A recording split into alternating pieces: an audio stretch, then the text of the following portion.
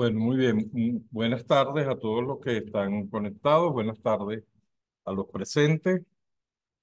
En esta oportunidad, el postdoctorado en Ciencias y Filosofía de la Educación tiene como invitada especialísima a la profesora Gloria Cuenca de Herrera. La profesora Gloria Cuenca de Herrera, un ícono en el periodismo venezolano, maestra de cientos de periodistas que diariamente nos mantienen informados sobre el acontecer nacional e internacional.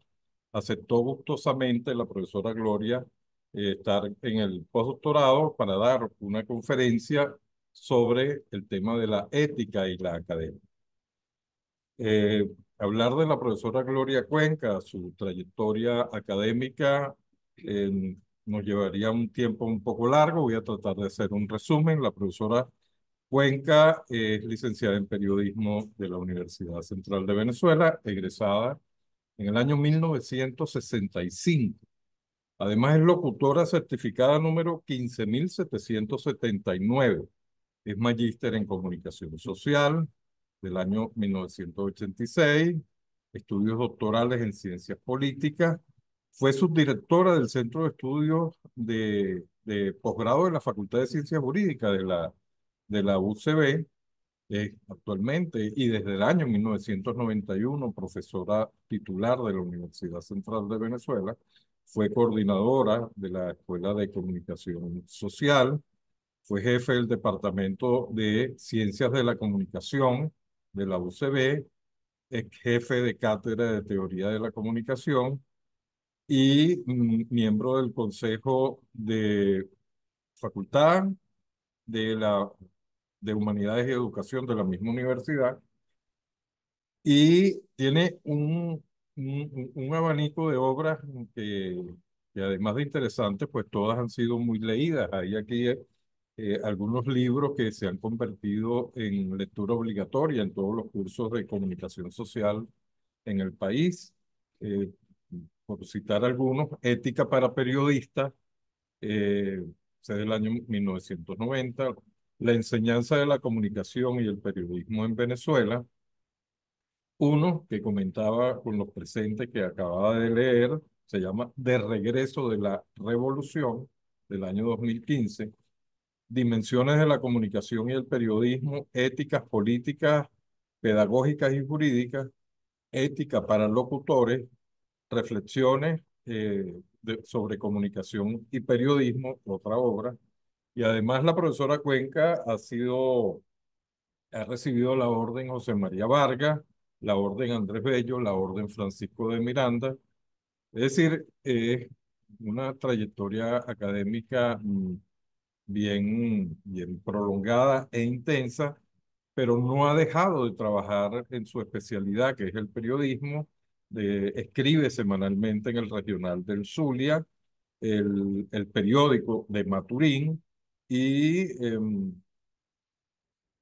tiene un programa en la emisora Costa Oriental, reporte católico, laico, y en diversos periódicos digitales también publica. La profesora Cuenca en la actualidad forma parte del Consejo Universitario de la Universidad Central de Venezuela como representante profesoral. Bueno, decía que hablar del currículum de la profesora Cuenca nos llevaría buena parte de este tiempo que debemos dedicar a sus reflexiones en torno a un tema que hoy más que nunca está sobre la mesa, y es el que tiene que ver con la ética y la actividad académica en la Universidad Venezolana. No quiero extenderme más, voy a dejar con ustedes a la profesora Gloria. Al finalizar, eh, tenemos un espacio para preguntas y respuestas. Las preguntas las pueden realizar a través del icono de preguntas y respuestas. Y aquí con muchísimo gusto se la leemos a la profesora Gloria y ella eh, dará la respuesta que considere pertinente. Bueno, mm, vamos a dejar con ustedes a la profesora Gloria Cuenca.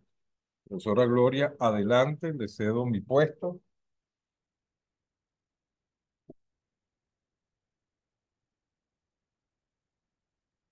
Bueno, muy buenas tardes. Les confieso que estoy impactada con esta tecnología.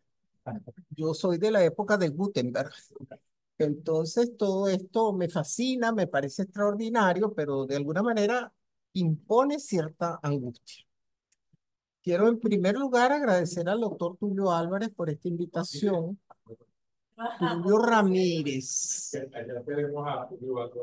Sí, Tulio Ramírez, colega en el Consejo Universitario de la Universidad Central de Venezuela, eh, además conocido, como él dijo, en nuestros tiempos juveniles, militamos en esas causas perdidas. Y yo no sé él, pero yo me arrepentí totalmente y por eso escribí ese libro que se llama De regreso de la revolución. Pero hoy vamos a hablar de un tema que a mí me apasiona, que es la ética. Y me apasiona porque yo creo que parte de nuestros dramas actuales tienen que ver con la ética. Es decir, haber perdido esos momentos fundamentales de el niño, del adolescente, del universitario, en donde había límites, había respeto, había una serie de cosas que algunos lo ven a uno y lo miran así con una cara como diciendo, esta viejita porque dice estas cosas. Pero efectivamente yo creo que la ética tiene que estar todo el tiempo en el tapete. Quiero decirles que la palabra ética, que seguramente ustedes han manejado bastante, proviene del griego, es ethos, y esa palabra que es, el otro. Ay, no me di cuenta ya. Bueno, la palabra ethos significa, en un primer significado, eso es muy sumamente interesante, el lugar donde pasen los animales. Yo me pregunto si cuando los griegos en su antigüedad pusieron este significado, es porque donde los animales se encuentran hay armonía, hay cordialidad, se enfrentan unos a otros con una gran alegría y es el momento de esos animales expandirse y ser felices. Sin embargo, como la historia de la humanidad sigue avanzando, ese primer significado pasó a un segundo significado que era la nación. De verdad, esto es impactante. Del lugar donde pasan los animales, del lugar donde se encuentran los animales, vamos a lo que es el sitio de la nación, donde se encuentran los espíritus, las almas, los personajes, los ciudadanos. Este es el segundo significado. Sin embargo, tampoco ese segundo significado es el que nosotros adoptamos. El tercer significado, que es sí aceptado en nuestra cultura, es el ethos como manera de ser o el carácter. Y esto es muy importante. Fue Aristóteles, no podía ser de otra manera, sino él siempre, en su Ética Nicomaquea, el primero que esbozó el sentido de esa manera de ser o carácter que se entiende hoy en día por el ethos. ¿Por qué tenemos que hablar de este tercer significado? Porque cuando hablamos de la manera de ser, estamos hablando de la conducta de las personas. La manera de ser hace que tú actúes de determinada manera. Y entonces hay una interacción sumamente interesante y dinámica entre la manera de ser, el carácter y la conducta. Y esto nos va a llevar más adelante a otra situación. Ahora nos preguntamos, ¿qué significa el ethos de la academia? ¿Qué es nuestra angustia hoy? Pues nada más ni nada menos que la manera de ser de la academia. ¿Cómo se está conduciendo la academia? Ustedes todos son académicos. Ustedes todos están inmersos, como también estoy yo, en este mundo académico en donde uno aspira que sea lo máximo, lo mejor, lo más pristino, lo más honesto y correcto. Y entonces nos encontramos con una serie de variables que van surgiendo y nosotros realmente tenemos que enfocarnos en qué es esta manera de ser. Para entender esto, no podemos olvidarnos de los antiguos. Yo digo que la vida sin ellos sería terrible. Y hay un gran proceso de transculturización que va de Grecia a Roma. ¿Por qué? Porque los griegos, acuérdense, eran los del ocio creador, los que vivían fantaseando sobre las cosas hermosas, la estética, la filosofía, las cosas maravillosas que se le ocurren al hombre, mientras que el romano era pragmático. En su libro bellísimo de Irene Vallejo, que no sé si han tenido la suerte de leer, El infinito es en un junco, ella hace una aseveración impresionante. Ella dice que cuando los griegos llegaron y se enfrentaron a los romanos, fue como enfrentar a una serie de gente totalmente ignorante, fuera de los criterios estéticos e ideológicos que tenían los griegos. Los romanos eran un montón de sabandijas, malvivientes, agresores, que empezaron a poblar. Y una vez que se asentaron, empezaron a pensar cómo organizar a la gente. Y se dan cuenta que eso de la manera de ser es muy abstracto. Y entonces traducen ethos por mos, que viene a ser la palabra costumbre. Si ustedes buscan el diccionario de Ferrater Mora, que yo considero que es un diccionario extraordinario, él dice, la ética es la doctrina de las costumbres, basándose en este planteamiento, que el mos, el moris, es la costumbre y que lo que le interesa al romano es cómo va a actuar la persona. Lo que piense no importa. Fíjense bien que esto es muy importante. Esto va a dar orígenes a muchas cosas, porque por ejemplo, en el derecho, si no se prueba en algunos casos la intención, no se puede demostrar nada.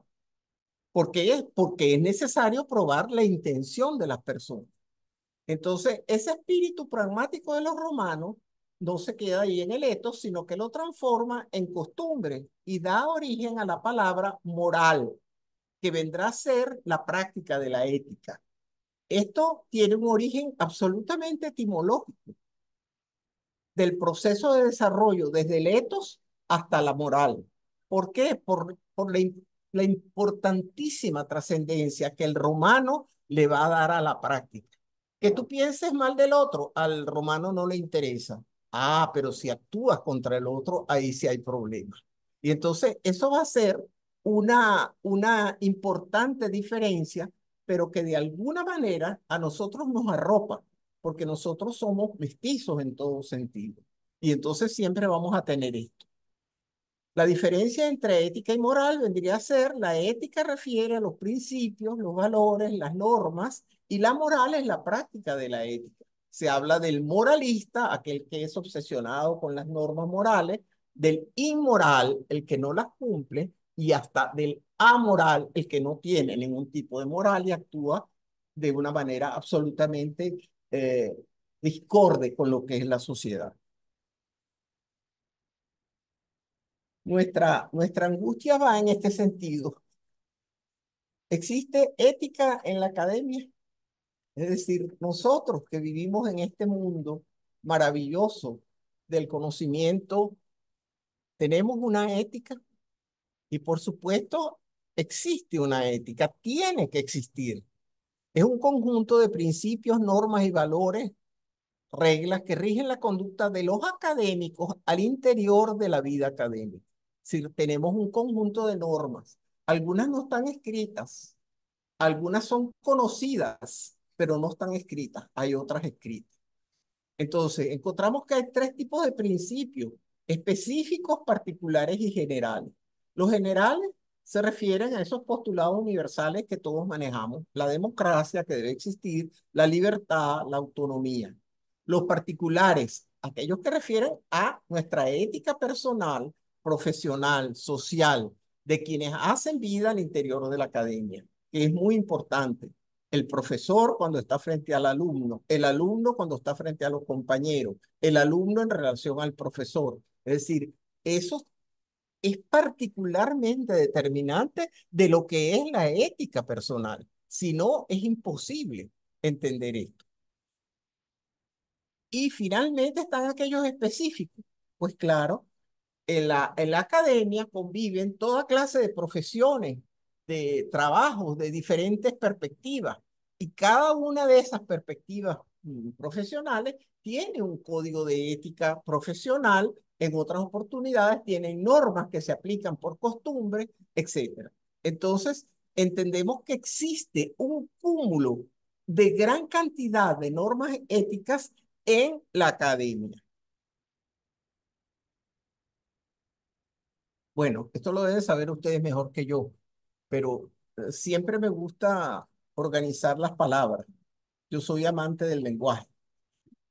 ¿Qué significa academia? A mí me llamó la atención cuando yo me puse a buscar eso hace muchos años y me encontré que resulta que era un héroe griego que se llamaba Academus, un famoso. Y entonces lo enterraron en un jardín por allá en las afueras de Atenas. Y entonces Platón, que quería hacer su escuela de filosofía, se compró sus terrenos y decían, en el jardín de Academos está la Academia de Platón. Y de ahí pasó a ser la academia, el sitio donde nos reunimos y esto, toda esta maravilla que tenemos ahora viene de ese origen absolutamente interesante vinculado al humano que para todos es fundamental. Yo hago una especie de constructo y digo lo que entiendo por académica, pero lo hago general para que todos lo entiendan. Entendemos por academia un espacio seguro para que se debatan, discuten, validan todo tipo de conocimientos e invenciones sin ninguna limitación, dentro del más amplio respeto y consideración, aceptando la controversia, las dudas y las pruebas, sin necesidad de consenso, sin ningún tipo de retaliación, aun cuando haya contradicción. ¿De qué se trata? De que investigadores, filósofos, educadores, que tengan algo que proponer y que se sale de lo común, porque la gente piensa que es solamente una manera de decir las cosas, pero que ha encontrado en su proceso de investigación o en su interacción con los estudiantes o con los otros colegas, una serie de cosas, pueda tener ese espacio en donde en voz alta discuta, reflexione, plantee las cosas más que parecen más difíciles de entender o las más fáciles. Yo, por ejemplo, recuerdo una discusión que tuve con Manuel Caballero, en donde Manuel Caballero me dijo una cosa que a mí en aquel momento me perturbó mucho. Él me dijo, la democracia es lenta. Y yo me quedé pensando, claro, había un espacio seguro. Él pudo decir eso sin que nadie fuera a decir, mira, este está diciendo que la democracia es lenta y a lo mejor no sirve. No, no, todos nos quedamos reflexionando, hubo gente que estuvo de acuerdo, yo no me atreví a dar opiniones, hoy en día estoy totalmente de acuerdo. La democracia es lenta.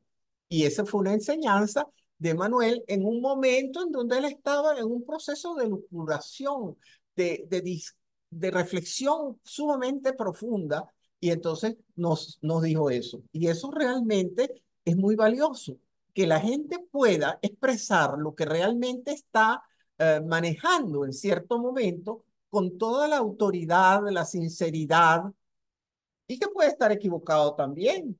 No es necesario que sea así. Puede ser que estemos equivocados, pero tienes derecho a equivocarte, tienes derecho a entrar en contradicción. Y eso es lo que realmente es valioso de lo que entendemos por academia.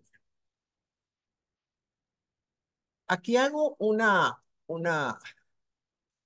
tremendura periodística. Los periodistas hablamos mucho de moral ética, porque para nosotros cuando se viola la ética, se viola la moral. Es decir, el principio de un periodista es, hay que decir la verdad. Ese es el principio. Pero si tú no dices la verdad, estás violando la moral y estás violando la ética. Entonces, la palabra moral ética que nosotros usamos bastante a menudo, realmente yo creo que se puede aplicar en muchísimos aspectos, porque estamos refiriéndonos a la práctica, que es la moral, pero que a su vez está refrendada por la ética, que son los principios. Entonces, esa vinculación yo creo que no debe perderse. Hay principios, valores, normas y reglas que son el sustento teórico de la ética en la academia. mientras la acción concreta, diaria y práctica lleva a la moral. El profesor que califica al alumno. Hay un principio que dice que el profesor es quien califica y entonces viene inmediatamente todo un proceso. El alumno cuestiona al profesor porque dice, no, yo saqué mejor nota, es que este profesor me la tiene dedicada. Y entonces viene un proceso en donde todo este sustento teórico que venimos viendo se pone práctico. Es verdad, el profesor le tiene mala voluntad o el estudiante está mal. Entonces viene la revisión de pruebas y toda esa cantidad de cosas que sabemos que son hechos prácticos, concretos, pero imprescindibles para que siga en avance. Entonces, entenderemos por moral ética la combinación de la ética, principios y valores con la moral, actuación y acción. Es decir, siempre que vemos que hay una contradicción que va en la actuación y el principio, estamos para mí en la moral ética. Aquí les tomé del diccionario de uso del español actual clave las definiciones, los conceptos más elementales, si se puede decir, de lo que es un principio. Porque hay gente que cuando piensa en un principio no se da cuenta de que está hablando de una razón, un concepto, una idea en la que se basa una disciplina o se apoya un razonamiento. Es decir, cuando nosotros decimos que la academia tiene principios, estamos hablando de los conceptos, ideas que fundamentan ese hecho. Después tenemos la palabra valor, que está sobreutilizada en mi opinión, pero mal utilizada. Un valor, siguiendo la etimología latina, valor valoris, es lo estimado. Y por eso los valores pueden ser desde el valor que tiene una moneda hasta un valor que tiene un cuadro y un valor que es absolutamente abstracto, como es que yo cumpla con la verdad en el periodismo. Es decir, que son elementos que se van formando y que forman el valor. Ellos lo definen y me pareció muy buena su definición. Es una utilidad o conjunto de cualidades apreciables de una cosa, concepto o idea. Claro, si no tiene utilidad, si no es apreciado, no es valor. Y entonces eso hay que tenerlo siempre claro. Por eso cuando nos dicen, hay una crisis de valores, ¿qué es lo que nos están diciendo? Que eso estimado está a punto de cambiar o ya cambió, o que se está desconociendo que esos valores eran los fundamentales en un momento dado. He leído bastante sobre esto y muchos opinan que siempre los viejos estamos diciendo se perdieron los valores ya no son los mismos y que eso es una tradición constante. Los jóvenes van con nuevos valores presentando cosas y nosotros estamos empeñados en decir que no, que los valores eran los nuestros, los que eran de nuestra generación y de nuestra época. La norma es la regla que se debe seguir porque determina cómo debe ser algo o cómo debe realizarse. Es decir, está entre el deber ser y el deber hacer, la norma. Y la regla es lo que debe cumplirse porque está establecido.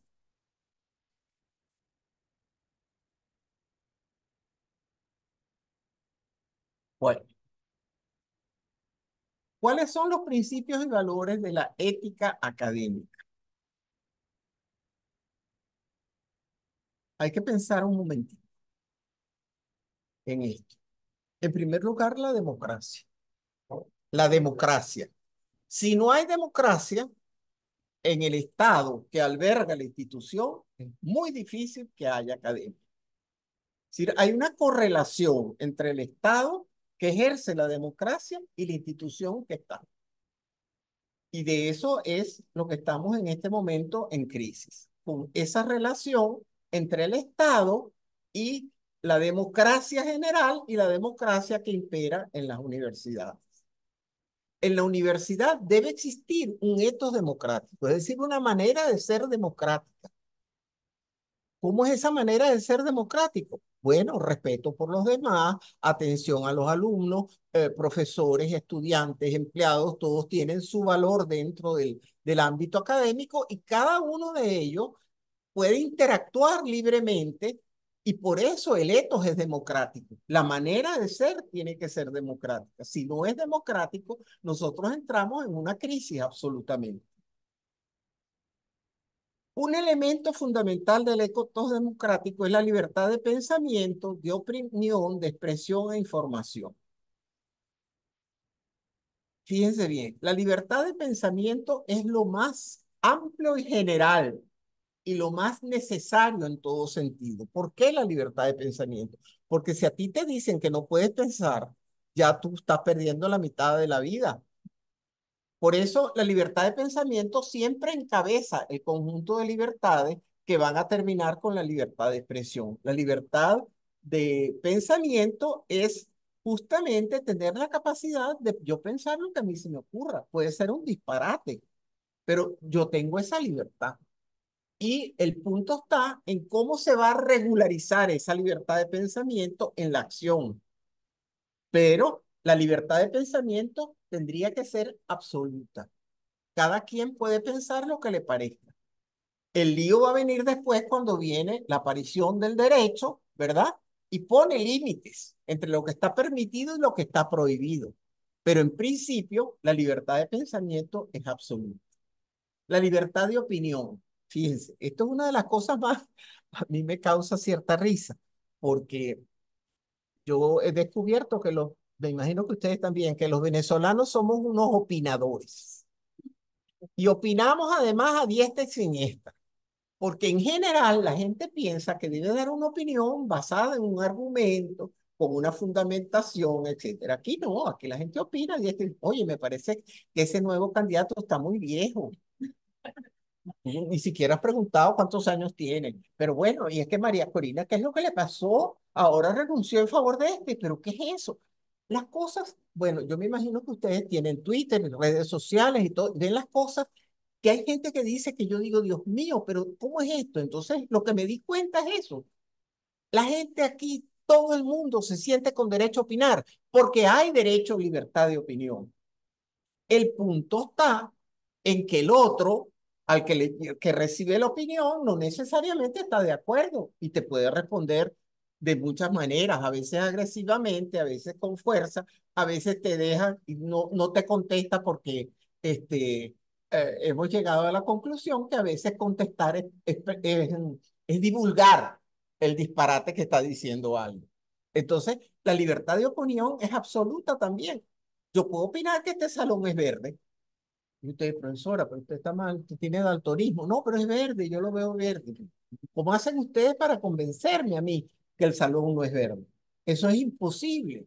Entonces, por eso la libertad de pensamiento y de opinión son dos pilares fundamentales de la ética en la universidad. Claro, lo he llevado a los extremos. He planteado la cuestión de manera extremista, pero es eso lo que quiero que entiendan, que cualquiera puede expresar su pensamiento y cualquiera puede expresar su opinión. La expresión es mucho más concreta, porque la expresión está vinculada a la información. Y entonces, cuando hablamos de expresión, tenemos algunos límites que no tenemos en el pensamiento y la opinión, porque la expresión, casi siempre vinculada con la información, implica reducción de incertidumbre, elementos contradictorios absolutamente con el pensamiento y la opinión, actividades que muchas veces la gente dice, pero bueno, ¿qué es esto que está diciendo? Pero si ya te lo están expresando con información, tú eres más prudente a la hora de ese montón de cosas que se nos vienen a la mente y que de repente los venezolanos, yo me sorprendo, pero realmente he comprobado, me imagino que ustedes se habrán dado cuenta también, que es una especie de locura que les trae a la gente y empieza a opinar, pero de todo, sin saber de nada. Y eso es una cosa que llama la atención. A mí me llama mucho la atención, porque a mí me enseñaron que no opinara si no tenía una base. Pero resulta que la libertad de opinión se volvió que la gente opina lo que le parece. Y entonces, claro, si tú tienes derecho a opinar lo que te parece. Ven el punto central del problema. Bueno, después tenemos la aceptación de la universalidad del pensamiento y del conocimiento. Esto es una cosa sumamente importante. Fíjense bien, Cuando nosotros decimos aceptación de la universalidad del pensamiento y del conocimiento, estamos aceptando que hay un conocimiento que trasciende nuestras fronteras, que trasciende los momentos de la vida académica y que nosotros podemos pensar en esas cosas, en ese mundo mágico que está allí. Tenemos derecho, lo podemos hacer, podemos reflexionar y discutir sobre eso sin ningún problema. Pero evidentemente el nivel académico te va a ir limitando a que tú no te pongas a fantasear de cosas completamente locas o completamente disparates de elementos que por supuesto que son válidos, pero que son de una persona que está por allá con la mente perdida. Ahora pienso en algunos profesores de nuestra Universidad Central que yo creo que han perdido la perspectiva. Y entonces, en, la, en los Twitter y en las redes sociales dicen cualquier cantidad de disparates. Pero ¿cómo se hace? Hay libertad de expresión e información. No podemos limitar. Y en esa universalidad del pensamiento y del conocimiento, ellos tienen un derecho. Una vez yo trabajé en una época con el doctor Francisco de Venanzi en su revista Universalia. Y él decía que nadie lo podía obligar a él a escuchar las sandeces que decía alguien por televisión, por ejemplo. Que por qué él tenía que oírlo. Y le digo, no, la ventaja es que usted puede apagar el televisor, pero cuando tú estás en este espacio, no es así tan fácil. Es otro tipo de encuentro, que es el encuentro interpersonal, y la gente dice muchos dislates, muchos disparates, y se siente, como diríamos coloquialmente, guapo y apoyado. Y se siente guapo y apoyado por este criterio de aceptación de la universalidad del pensamiento y del conocimiento. Finalmente está la autonomía universitaria, que como ustedes saben es un valor que se logró en, en la reforma de Córdoba en Argentina en 1918 y que de alguna manera nos llegó a nosotros 50 años después porque la reforma de Córdoba se produce el 18, nosotros tuvimos algunos momentos de libertad y de autonomía universitaria, pero después vino la dictadura de Pérez Jiménez y toda una serie de cosas y se acabó la autonomía universitaria. Y es cuando el doctor Sanabria, en 1958, presidente transitorio o encargado de la República, decreta la autonomía universitaria que hoy está concebida incluso en la Constitución Nacional de la República Bolivariana de Venezuela, en su artículo 190. Bueno, aquí nos entramos en los problemas más complicados. Son los mismos valores y principios para todas las universidades. Algunos sí, otros no. Porque tenemos universidades nacionales autónomas, tenemos universidades experimentales nacionales, tenemos universidades privadas, hay institutos universitarios que funcionan como universidades. Otros, yo me he encontrado y me he sorprendido mucho al encontrar facultades aisladas. Hay una facultad de medicina que se llama Doctor Salvador Allende, que no depende de ninguna universidad. Eso es una novedad. Eso no existía en Venezuela. Y eso tendremos nosotros que ver qué es lo que vamos a hacer con ese tipo de cosas. Porque tampoco es justo que el que está allí estudiando y cree que está haciendo algo interesante y le ha ido bien, tú de una vez le vas a quitar esa posibilidad. Entonces, estamos enfrentados eh, a una serie de problemas con este tipo de situaciones en este momento con las universidades privadas, perdón, con todas las universidades. Hay una discusión que se ha presentado porque hay gente que dice que se perdió la universidad. Alguien me decía en estos días en el Twitter, la universidad no existe. Y se refería a la Universidad Nacional. Bueno, yo no creo que eso es así tan radical. Yo creo que hay momentos y circunstancias y que tenemos que ir manejándonos dentro de un ámbito no fácil. Lo primero es que tenemos que dar libertad de cátedra. Y para mí ese es un gran indicador. Si hay o no libertad de cátedra. ¿Por qué? Porque con la cátedra tú te das cuenta si estás en un espacio a salvo, si tú puedes hablar lo que quieres hablar o si no puedes hacer. Nunca ha pasado, me toca madera, como en la época de Pérez Jiménez. En la época de Pérez Jiménez, mi padre me contaba que había un policía de la Seguridad Nacional en el salón y vigilaba todo lo que iba diciendo. No había grabadores pequeños ni nada de esas cosas, pero el tipo anotaba y después iba y denunciaba, dijo tal cosa, dijo tal otra. Eso, gracias a Dios, nunca nos ha pasado hasta ahora. Ha habido discusiones complejas con relación a la libertad de cátedra. Sí, sí ha habido. Hemos tenido momentos difíciles en donde de repente alguien nos dice que no le parece cómo estás dando la materia, un jefe de cátedra, o que tú tienes que dedicarte a dar más temas sobre tal cosa. Eso puede ocurrir y allí está ese espacio seguro para discutir, evaluar, decidir si se sigue por ese camino o se cambia o se incorporan nuevas cosas. Eso es perfectamente válido. En ningún caso nosotros tenemos por qué sentir que cuando se nos dice, mira, vamos a discutir lo que se está hablando en la materia, en una cátedra, eso es una falta de libertad de cátedra. No, eso es perfectamente válido.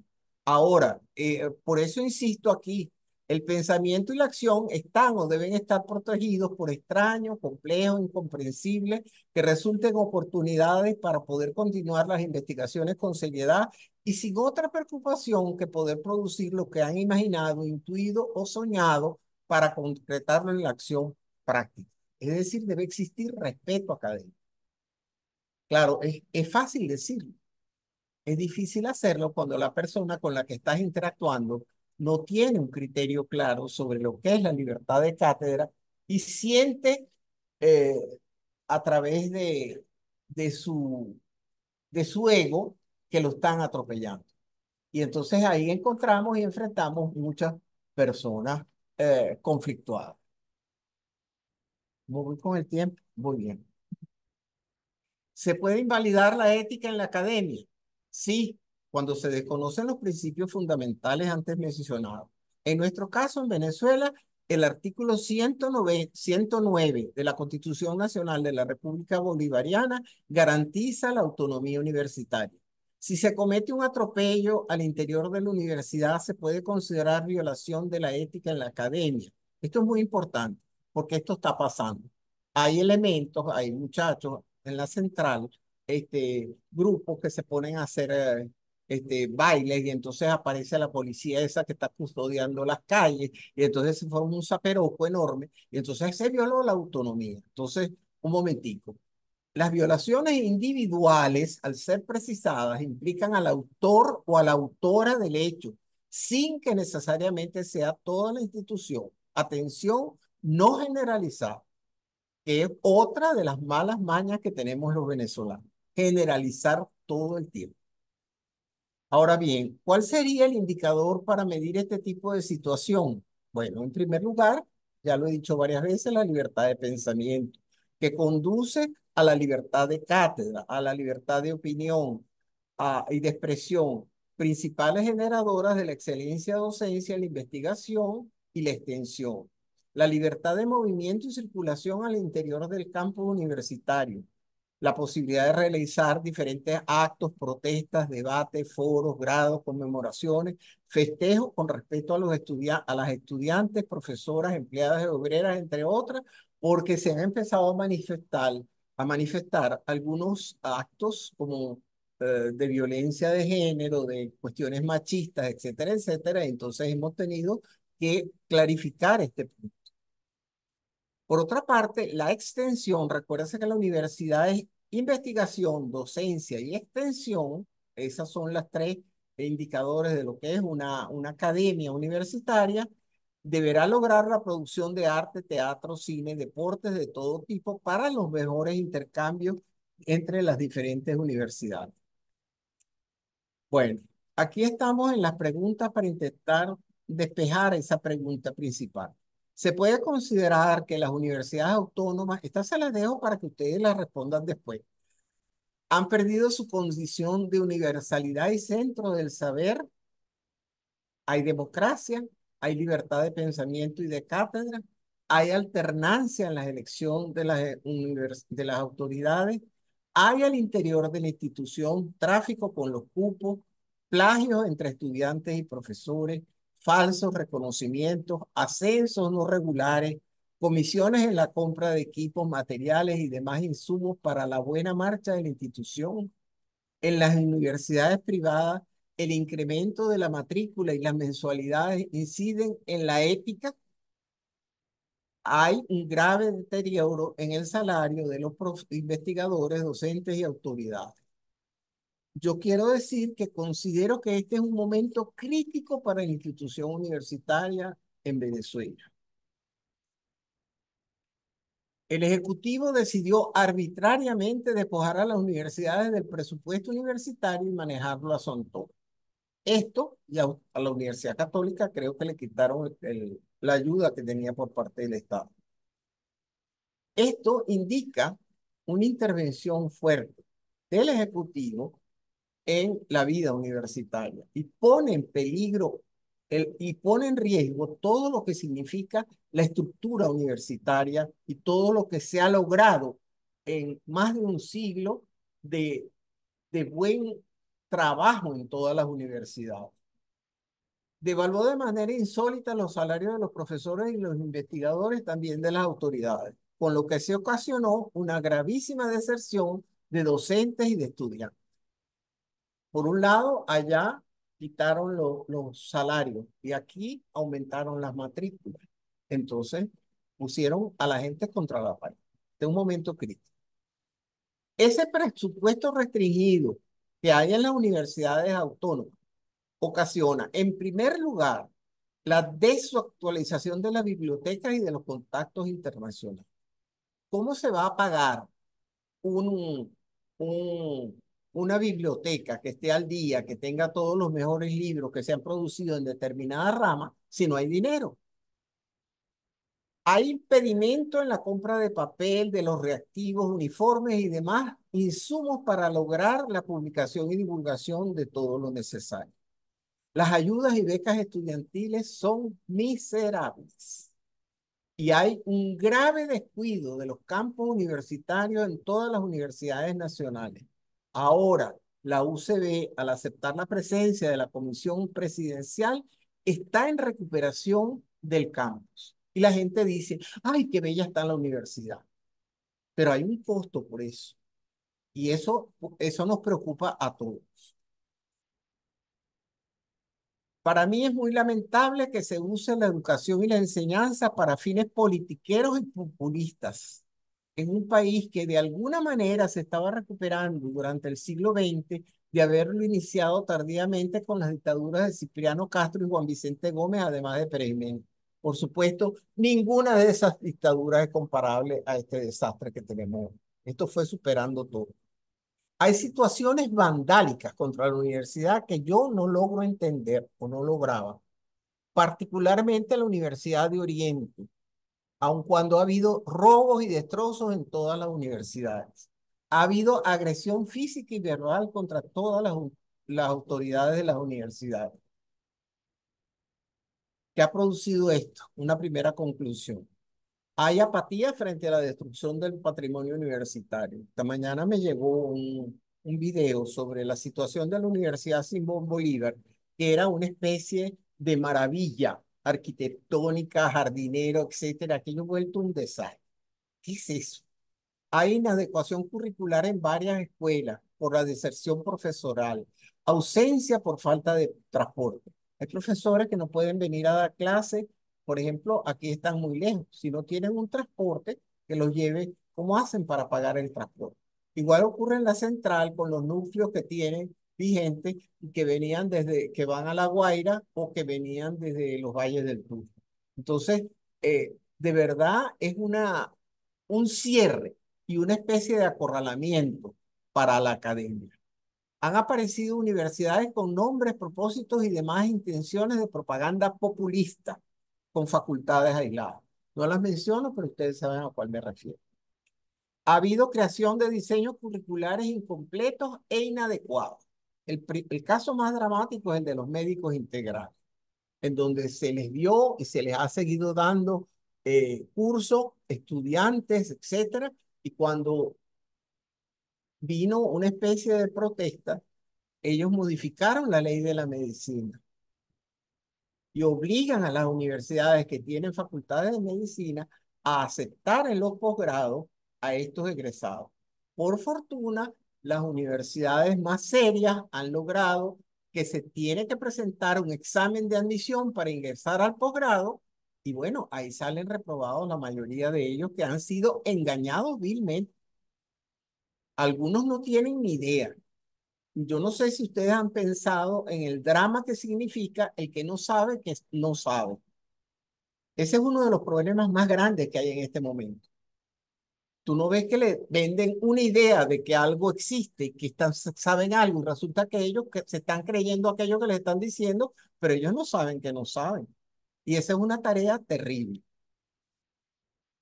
Bueno, ha habido abuso de la pseudopropaganda al interior del recinto universitario y asaltos y robos a diferentes secciones en el campo universitario.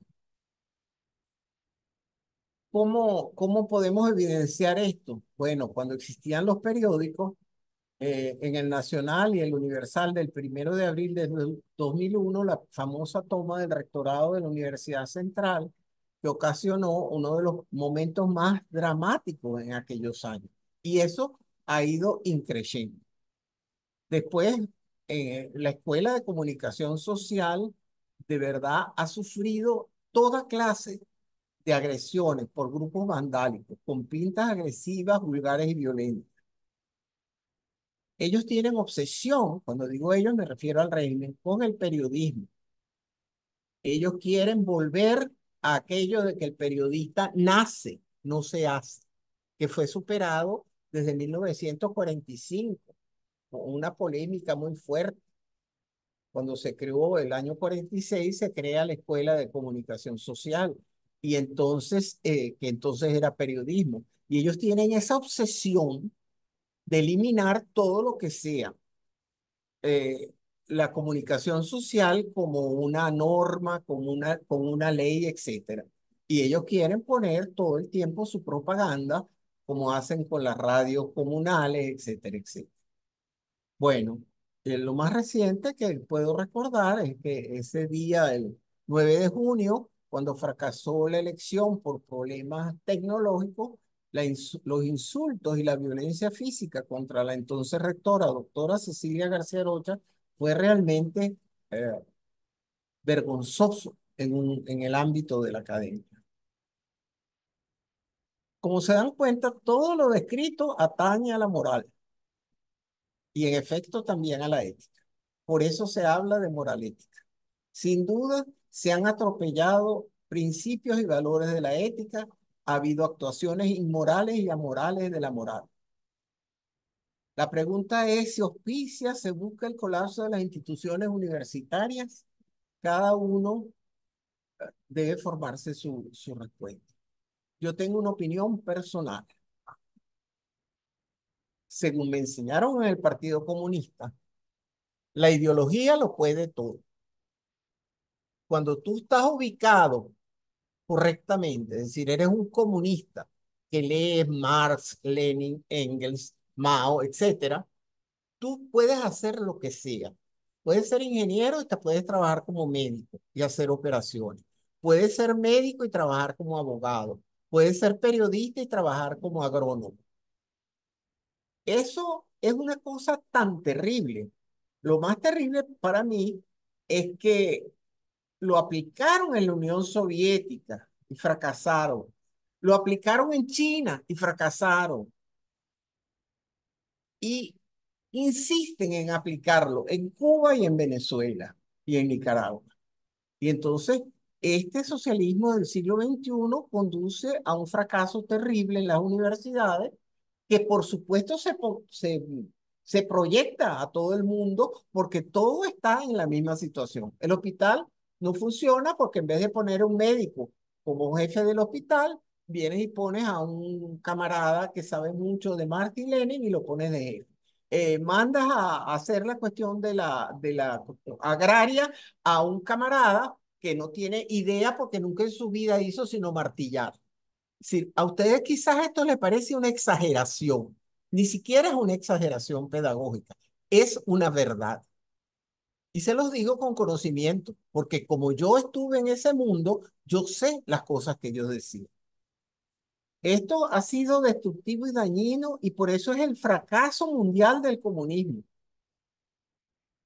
Si subsiste esta falsa creencia, la ética en la academia está en grave peligro y también la moral. Bueno, yo he hecho una consideración empírica, no medida con encuesta como debe ser. He conversado con gente de diversas facultades, de diversas universidades, etcétera. En mi opinión personal, vuelvo a insistir, no está medido, es empírico, un 70% de los actores en el medio universitario ha soportado casi heroicamente las presiones para no dejar de lado los principios y valores. Y un 30% ha sido sometido, avasallado o capturado por la infamia antiuniversitaria. Unos por ideología, porque creen que lo están haciendo bien, aunque a ustedes les parezca una cosa completamente irregular, pero es así. Yo he conversado con alguna gente que me dice, pero si que yo estoy fajada por la revolución, trabajo 24 horas del día. Y uno se queda sorprendido, pero sí hay gente así. Y otros por avaricia, miedo, ignorancia y corrupción. Saquen ustedes sus conclusiones. Estoy muy agradecida. Muchas gracias. Aquí una pequeña bibliografía para si se quieren orientar. El libro de José Luis Aranguren, Ética, que es un libro muy completo, el libro de Humberto Cuenca, Imagen literaria del periodismo, la Constitución de la República Bolivariana de Venezuela de 1999, la Declaración de los Derechos del Hombre y del Ciudadano y la Ley de Universidades de Venezuela reformada en 1970. Muchísimas gracias. Excelente. Muchas gracias. Bueno, ¿me cambias? Te dejo Sí, este pues. sí.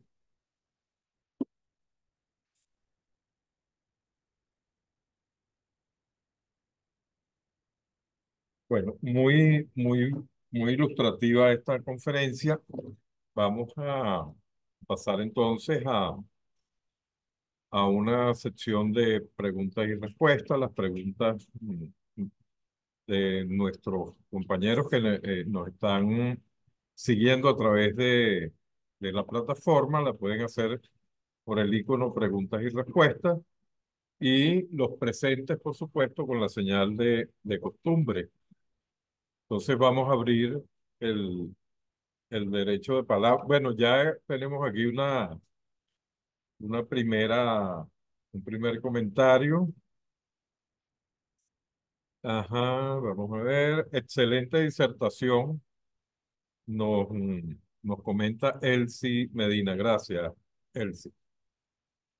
Bueno, adelante, profesora Rafi Escanio. Cierto, el profe no me cuenta. Tengo tres comentarios, reflexiones. Cuando yo hablaba, profe, de que todos nos hemos convertido en dominadores de todos los temas, se me ocurre vincularlo inmediatamente con el uso de las tecnologías y de las redes sociales.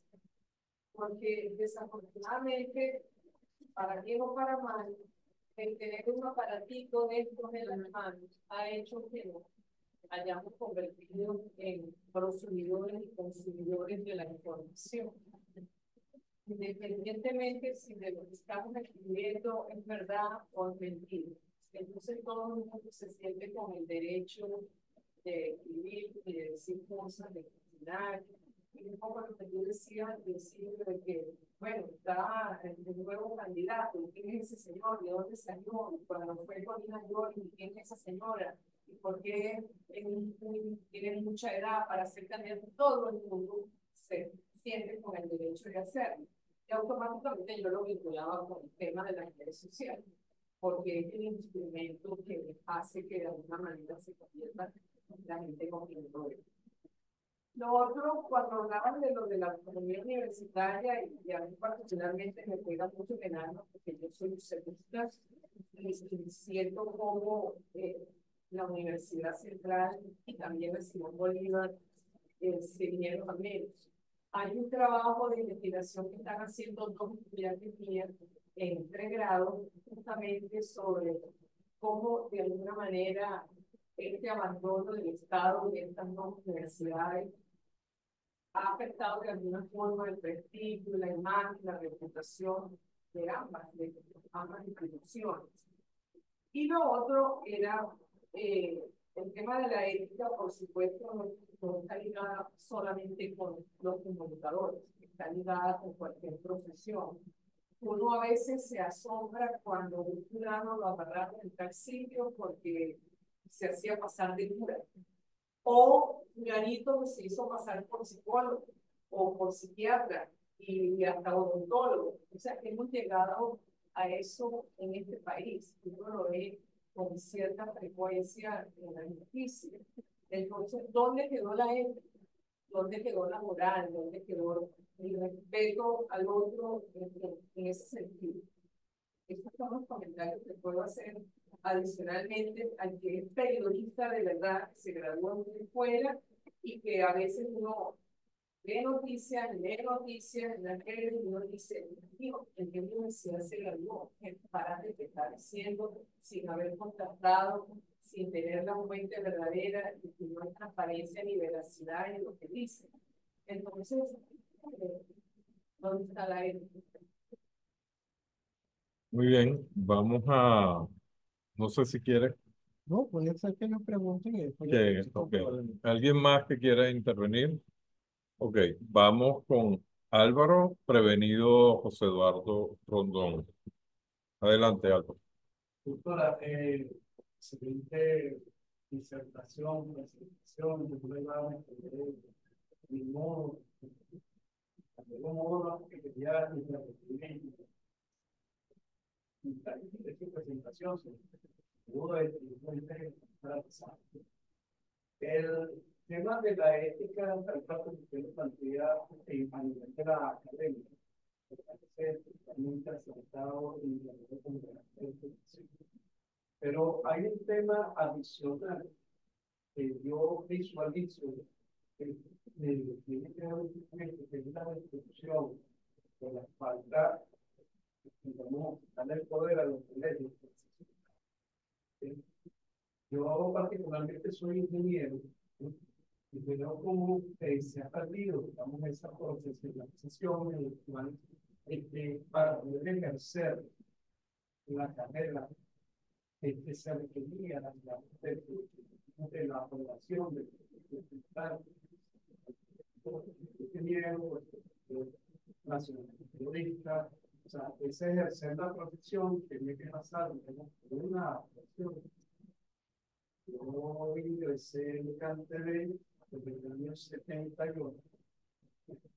Y cuando me vino la edad del estado por el cargo de ingeniero, yo tenía que presentar mi profesión por la gente de ingeniero. Si uno no me da mi cara, que sí pasaba, estoy hablando cuando estamos en la cuarta con que era con el trabajo político de aquella época, pero existía, digamos, esa ética profesional en la cual se reflejaba la inteligencia. Yo creo que esto se ha perdido y me preocupa mucho el sentido de saber, de si esto es rescatable y entendible. Muy bien, gracias, Álvaro. Profesor José Eduardo Rondón, tiene la palabra. Buenas tardes. No, yo disculpo por haber llegado tarde, escuchando un poco su presentación, bueno, primero, yo trabajo en la Universidad Católica, pero soy egresado de la UCB y trabajo en la UCB en el área de psicología. Y viendo este interesante tema de la ética y lo que usted pone aquí de la universidad, que es lamentablemente un reflejo de lo que vivimos, por lo menos en la UCB, es reflexionado y una de las estrategias de estos sistemas políticos es inculcar la desesperanza en la población, ¿sí? Porque con la desesperanza tienes una actitud pasiva y no luchas por tus derechos. Entonces creo que estamos mal, estamos en crisis, no tenemos insumo, también ha conllevado a que seamos partícipes de muchas conductas antiéticas. Ejemplo, una de las esperanzas que por lo menos más veo, voy a hablar con el área de psicología, es que sí, es verdad, la universidad está fea, ahora está bonita, por la comisión presidencial, que no estarán cobrando por eso, pero nadie sabe. Pero a su vez, tampoco confiamos en todas las autoridades, porque ¿quién estará negociando de armas nuestras? Y eso es también un síntoma de las sociedades que están con nuestro gobierno, que es la desconfianza hacia el otro. No confío en este gobierno, pero tampoco confío en la autoridad. ¿En quién confío? Y cuando voy en paz, también observamos que es verdad, no puedo venir todos los días porque el sueldo no alcanza. Y sé que el sueldo no alcanza porque ese es mi sueldo. Pero si veo que me trasladan a otras universidades a dar clases. Ya va. Si no te alcanza para uno, no te alcanza para otro. Entonces el argumento para no venir a esta universidad a dar clases no es el 14, porque te pueden exportar a otra universidad. Entonces ahí vamos a la tercera implicación, hasta donde mi conducta antiética está justificada por tu conducta antiética. Y nos perdemos en eso que uno dice, bueno, quien tiene la razón tiene peso. Muy bien, muy bien. Profesor Berardo, adelante. Como ingeniero, quisiera hacer una pregunta. ¿Es la ética muy difícil? Existe un punto de comparación, por ejemplo, dentro de un campus, dentro de grupos, para medir hasta cuáles son los extremos, los límites, cuál es el punto medio de corte, eso nada de darle un seguimiento, poder hacer correcciones. Muy bien. Car Hernández, adelante. Eh, Primero quiero darles las gracias porque tiene una legislación pedagógica magistral. Es decir, transitar por temas tan complejos como la ética y la moral de una manera tan pedagógica, hay que admirar. Y en tan poquito tiempo explicar un tema tan complejo, definitivamente hay que felicitarla y yo estoy agradecida de estar el día de hoy aquí. No es fácil, eso no es fácil. Luego quiero hacer unas preguntas. Una es de todo. Y la otra es, más bien como un poco para conversar con usted acerca de ese tema. Pero antes de esas dos preguntas, quiero hacer eh, una inserción al lector con respecto a lo que dice José. Hace unos años yo conversaba con el profesor Tulio, no estábamos en la situación en la que estamos a nivel de la universidad. Yo conversaba con él y le decía, no, Chile, pero es que los profesores no van porque el sueldo cada vez es menos. Y él me decía algo que en ese momento resonó en mí y que hoy en día entiendo que tiene que ver con esa ética y con eso es moral, ¿no? Él me decía, mira, claro, el profesor que no va y llega tarde, lo va a seguir haciendo, tenga o no tenga el sueldo. Es decir, que no es la excusa, y un poco era lo que decía José, no es la excusa o no es el argumento, aunque en este momento es grave. En este momento no lo era y está ocurriendo. Estamos hablando del año 2013, cuando hubo aquella situación precaria, que estaban con las protestas y no sé qué. Ahí el sueldo no era el problema tan significativo. Y estaba la decepción de los docentes ya. Los docentes no iban porque argumentaban que era poco lo que recibían. Entonces, bueno, eso es anecdótico porque en esa época el profesor Tulio me hacía la acotación y yo creo que tiene que ver mucho con eso de la pregunta retórica es equivalente a hablar de universidad y academia. Hay una equivalencia en conocer y los valores de la academia son inmutables, no evolucionan, pueden hacerlo.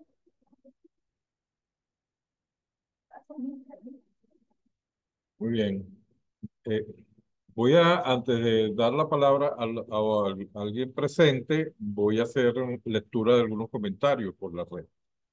Por ejemplo, Beatriz Sequera nos dice, bueno, sé que la reflexión sobre la ética y la moral académica son demasiado importantes, que es un tema muy pertinente para los docentes e investigadores universitarios en ejercicio. Eso es un comentario.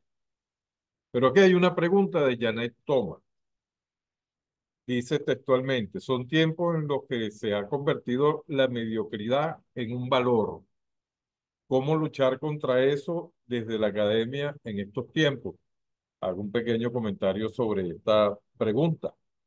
Eh, Gloria, recuerdo que en tu exposición decías lo que eran para nosotros valores, para las nuevas generaciones hay otros valores, Sí, pero hablando ahora en términos de sociedades anómicas, los valores que antes regían a unas sociedades con el tiempo y la perversión de nuevas situaciones sociológicamente hablando, pueden hacer emerger nuevos valores que nosotros consideramos desde nuestra perspectiva que son más bien antivalores.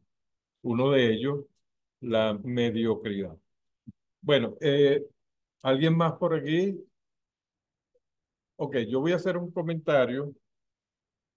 Fíjate, efectivamente, una universidad se define como tal en función de su etos. Y el etos de una universidad tiene que ver con la autonomía, tiene que ver con la libertad de cátedra y tiene que ver con el pensamiento crítico. El ejercicio de esas tres funciones tienen que garantizarse frente a terceros que quieran incidir sobre la universidad para imponer enfoques de pensamiento, para imponer organización o relación entre los profesores y los estudiantes, para imponer principios y valores que no forman parte del ethos que define una universidad. Y esto lo digo porque no toda institución que se hace llamar universidad efectivamente lo es si no sigue los principios de ese ethos. Ahora viene la pregunta. ¿Tú consideras que en Venezuela hay universidades que se hacen llamar a sí mismas universidades, pero que no funcionan en función, valga la redundancia, de ese ethos que debe caracterizar a toda universidad? Esa es la pregunta. Bueno, ahora sí contesto. vamos esta primera ronda, porque son bastantes, y después si queda otra pregunta en el ambiente, la hacemos en una segunda ronda. Adelante, Flor. Bueno, con relación a si esa actitud de opinadores que tenemos se debe a las redes sociales, sí, por supuesto. Las redes sociales han incrementado eso, pero es que yo me doy cuenta que es que los venezolanos nos adoramos la comunicación. A los venezolanos nos gusta la comunicación. Eso lo comprobé cuando yo hacía los exámenes para ingresar al curso de locución. Y entonces había una pregunta que siempre se le hacía a la gente: ¿por qué quiere usted ser locutor? Para comunicar. Venía gente que era maestra, ingeniero, abogado, médico, para comunicarme, para decirle a la gente, porque yo me fui quedando sorprendida porque realmente la masa de gente nunca va de ingreso al curso de locución. siempre hay toda clase de profesionales, siempre la gente está entusiasmada, gozan, se sienten felices, les encanta. Y por ejemplo, una de las cosas que algunas personas tímidas me han dicho, ay chica, y cuando lo ponen a hablar, no, o sea, nadie es tímido, cuando lo pones a hablar frente al micrófono, ahí es que se desata todo el mundo a hablar. Entonces, eso combinado con con esa actitud liberal que yo veo en las redes, yo creo que es que somos, nos gusta la comunicación, como a mí me encanta, pues yo me siento absolutamente solidaria de todos. Bueno, eh, sí yo considero que hay abandono del Estado, por supuesto que sí. Eh, Hay un abandono que yo atribuyo al principio a esa cuestión ideológica que les dije, pero puede haber resentimiento. Yo soy una deslenguada. Yo no me voy a callar de esto. Fíjense, yo no sé si ustedes vieron la primera vez que el presidente Maduro fue a la Universidad Central y llegó al arreglo que arreglaran o que pusieran bonita la universidad. Entonces lo sacaron sentado en una silla de la Facultad de Humanidades con una cara presionada que no empezó. Él miraba y la mirada era entre admiración, respeto, tristeza, frustración. Claro, yo no sé si ustedes saben la historia de él. Él era un flojo. No pasó el segundo año de bachillerato. Su papá le caía palos para que fuera para clase y no fue. Y él no fue ni siquiera chofer en el metro. Él era grandote, así como es, tenía 14 años, no podía manejar los autobuses. Entonces él tenía una licencia al interior del metro y movía, mueve este autobús de aquí para allá para que le ponga gasolina, ponga ese autobús allá para que lo lave. Entonces, claro, él se ve y sus dos hermanas son egresadas de la universidad. Una es médico y la otra es odontóloga.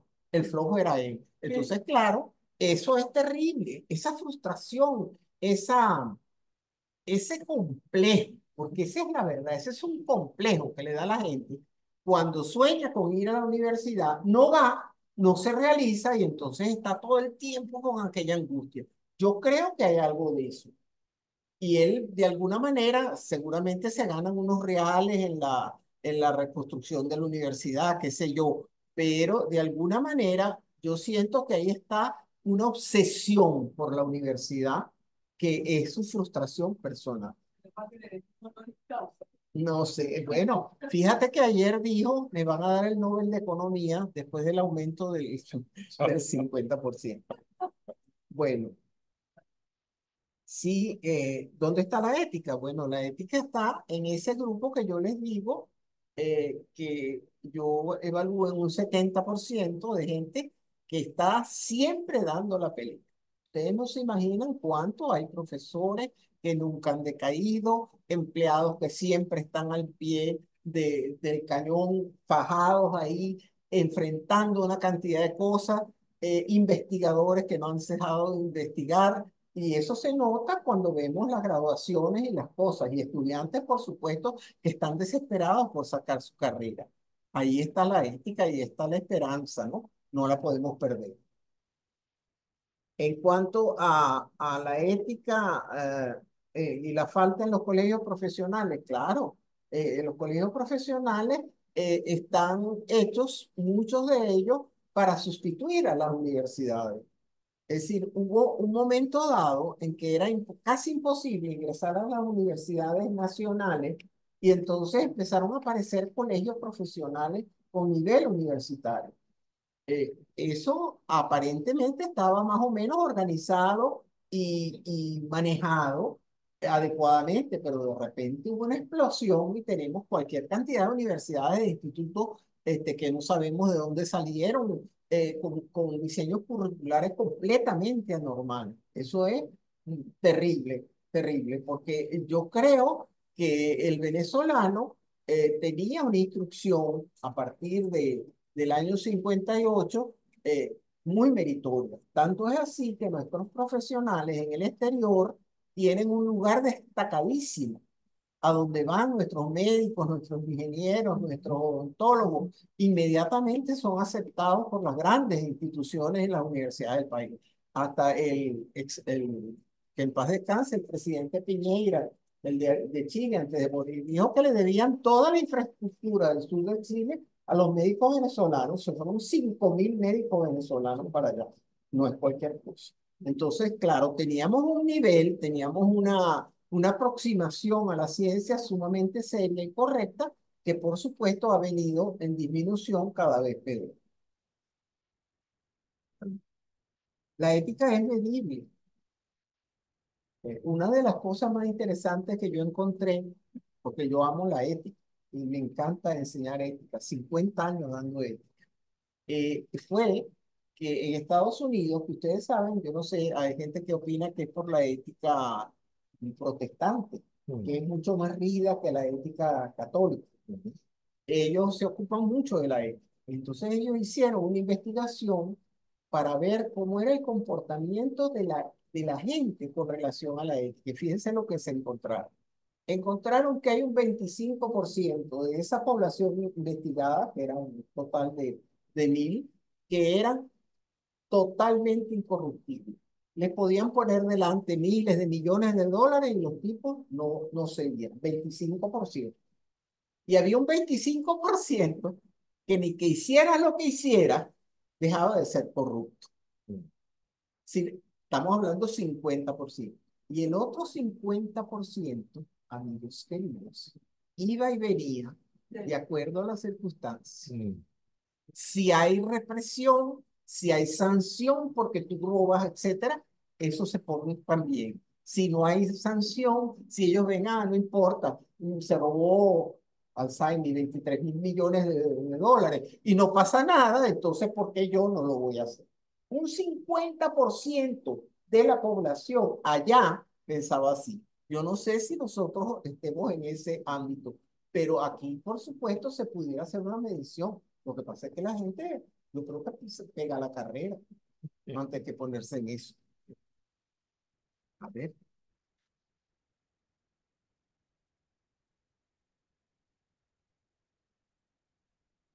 Ajá. ¿La mediocridad es un valor? No, no, por favor, la mediocridad no es ningún valor. La mediocridad es un defecto de la personalidad cuando la gente se siente absolutamente inoperante y le encuentra que son inalcanzables sus propósitos, sus deseos, y entonces se queda tranquilo en la mediocridad. Efectivamente, hay una cantidad de gente que está siendo mal educada, porque eso no es educado, es mal educada dentro de una serie de parámetros absolutamente absurdos.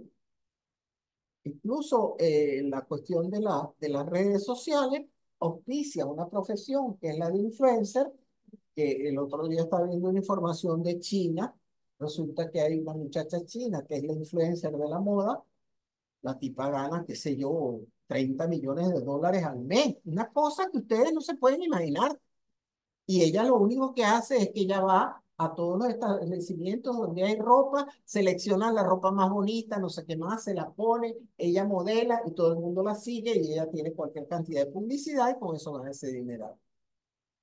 Es, es, es un mundo cambiante, no solamente lo que nos pasa a nosotros, es un mundo cambiante en donde yo creo que sí hay aparentemente nuevos valores que serían antivalores, totalmente de acuerdo con Tulio. Yo creo que efectivamente aquí estamos en un momento sumamente difícil y hay que aferrarse duro. Por eso mucha gente prefiere pegar la carrera y se van afuera del país, porque se asustan de la barbaridad de lo que estamos viendo. Pero les doy una mala noticia. No es nada más que en Venezuela. El mundo está de patas cabeza. Que nosotros estamos un poquito peor con esta gente, eso es verdad. Pero no me van a decir ustedes que esa cantidad de barbaridades que uno ve por la vía de las redes sociales, en TikTok, etcétera, no, a veces hay momentos en que yo no puedo seguir viendo eso, porque de verdad siento una especie de angustia existencial de pensar que mis nietos están en este mundo, que tienen que compartir con eso y que la vida para ellos es demasiado difícil. Entonces me pongo muy nervioso. No puedo seguir viendo. Y eso no es venezolano. Entonces, claro, hay una situación muy grave en todo el país, en todo el mundo con esto, ¿no? Bueno, ¿qué más falta? Ah, lo que dijo el compañero allá, muy interesante, inculcar la desesperanza. Sí, eso parece que es una técnica cubana que la han implantado y nos hace efecto a nosotros. La gente está, de repente tú la ves a la gente que no puede con su alma y me los encuentro en cualquier parte, Gloria, ¿qué me puedes decir? Ay, estamos perdidos, pero ¿cómo vamos a estar perdidos si estamos mejor que nunca? No, y ustedes lo ven que están desbaratados y no estoy hablando de personas de bajo nivel, estoy hablando de todos los niveles. Y es por supuesto una técnica. Por eso yo le digo a la gente, no reboten ese tipo de información cuando son tan negativas, no se hagan eco, porque entonces con la obsesión de decir, mira, pasó esto, entonces no lo rebotes, porque eso lo que hace es dañar a los demás. Y la gente se pone más triste y se pone peor. Eso parece que es una conducta bien clara por parte de Cuba, enseñada de los soviéticos. Bueno, eso es.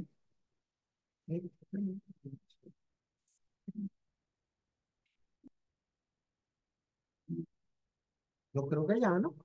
Sí, vamos a, si alguien quiere, tanto los que están presentes o los que están acompañándonos vía Zoom, si quieren hacer preguntas, algún comentario. Son las 6. Ya, ya. Ya es la hora de retirarse. Bueno, bueno, Gloria, nada, muchísimas gracias. Gracias a ti. Este postdoctorado, pues agradece tu presencia, esta disertación tan interesante y que dio motivo a preguntas bien, pero bien interesantes. Y estás permanentemente invitada Gracias, a muchas gracias. este postdoctorado. Y a los que nos están acompañando vía Zoom, muchísimas gracias por su presencia. Estén pendientes que muy pronto vamos a tener otros invitados. Ustedes estarán informados debidamente a través de las redes y, por supuesto, cordialmente invitados para nuevos eventos como este. Entonces, por términos de tiempo, me despido de los que están conectados y nos veremos en una nueva oportunidad. Hasta luego.